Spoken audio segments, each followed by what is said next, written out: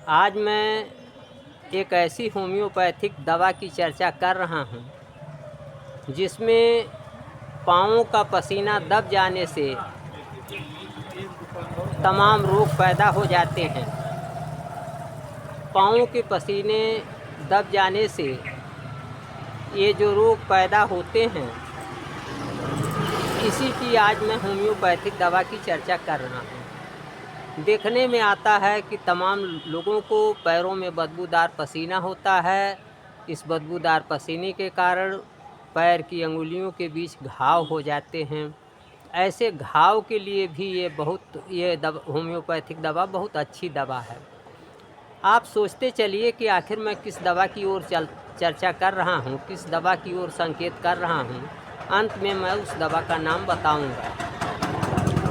ये जो बदबूदार पसीना है, इस पसीने के दब जाने से तमाम लोगों को ऐंठन का दौरा पड़ता है, हाथ पैर बेकार हो जाते हैं, नाक और कान से मवाद आता है, ट्यूमर हो जाता है, पेट में सूजन हो जाता है और ब्रेन फैग हो जाता है, दिमागी थकान आ जाती है।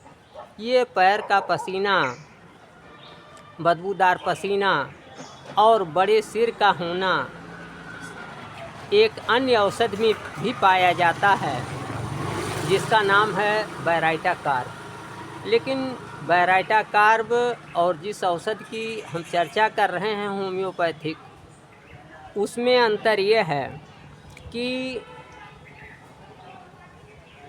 बैराइटा कार्ब में रोगी के सिर पर जो पसीना होता है कलकेरिया जैसा, वो बैराइटा कार्ब में नहीं पाया जाता है। इसके अतिरिक्त दिमागी रूप से इस होम्योपैथिक दवा की जिसके लक्षण हम शुरू से बताते चले आ रहे हैं, इसके तुलना में बैराइटा कार्ब में मानसिक क्षीणता अधिक होती है। तो आज मैंने ये सब जो लक्षण बताए, यह इस दवा का नाम है साइलिसिया। तो इस तरीके से आपने देखा कि साइलिसिया एक ऐसी दवा है जिसमें पैर में बदबूदार पसीना होता है। इस बदबूदार पसीने से पैर की अंगुलियों के बीच घाव हो जाते हैं। ऐसे घाव भी इस साइलिसिया से ठीक हो जाते हैं। साथ ही साथ यदि यह बदबूदार पसीना पाँव का दब जाने से कोई भी रोग क्यों न पैदा हो जाए, वो सभी रोग इस साइलिसिया नामक दवा से ठीक हो जाएंगे।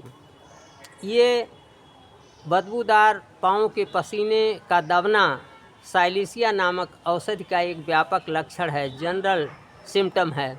तो इस कारण से जब कभी भी आपको कोई ऐसा रोगी मिले जिसका बदबूदार पसीना बंद हो जाने से उसे कोई रोग पैदा हुआ हो, तो निश्चित रूप से ऐसे रोगी की दवा साइलिसिया होगी।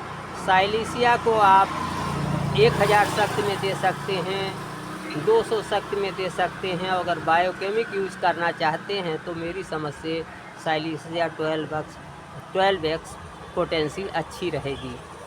मैं अपने होम्योपैथिक और इलेक्ट्रो होम्योपैथिक वीडियो में फंडामेंटल रूप से बातें बताता हूँ।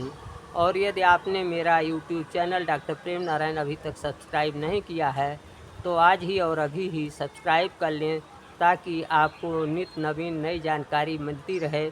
अगले वीडियो में हम फिर मिलेंगे। नमस्कार, मैं डॉक्टर प्रेम नारायण।